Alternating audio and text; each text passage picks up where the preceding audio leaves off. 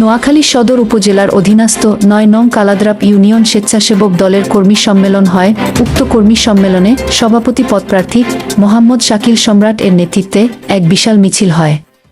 একটি মডার্ন স্বেচ্ছাসেবক দল হিসেবে প্রতিষ্ঠিত করবে।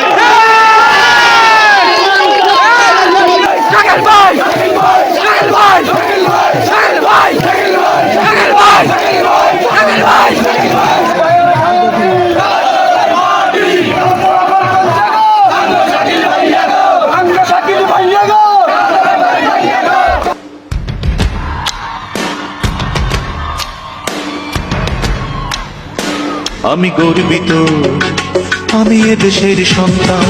আমি গর্বিত, আমি বাংলা মায়ের সন্তান। নখের আঁচড়ে ক্ষত বিক্ষত করতে চেয়েছে যারা, ইতিহাস বলে পরাজিত হয়ে ফিরিয়া গিয়াছে।